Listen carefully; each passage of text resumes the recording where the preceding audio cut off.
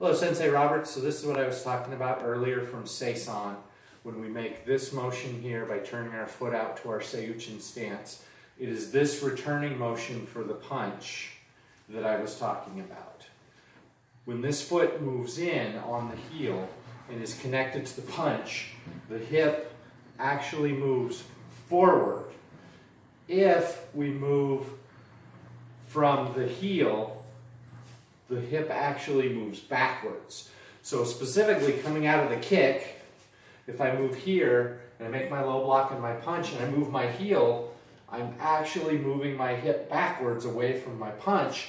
But if I move my low block punch forward, my hip comes forward and generates quite a bit more power in a small space.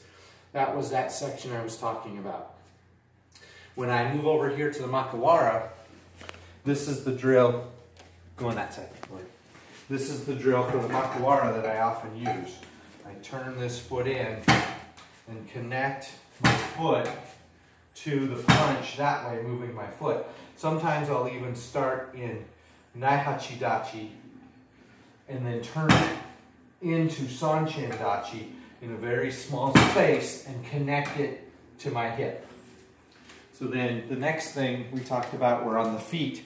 And that if we're gripping the floor with our toes, it makes the arch come up. But if we lift the toes and lay them down, it pushes the arch down and makes the foot flatter.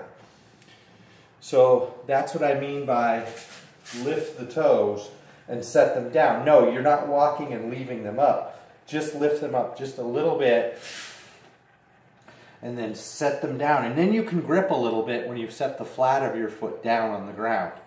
When you've got to move this in, move the foot in and it moves the hip in, moving it all forward and connecting. Moving that in then tightens everything from the lower extremity into that good center that we've talked about in Sanchin. Thank you guys, and we'll talk soon.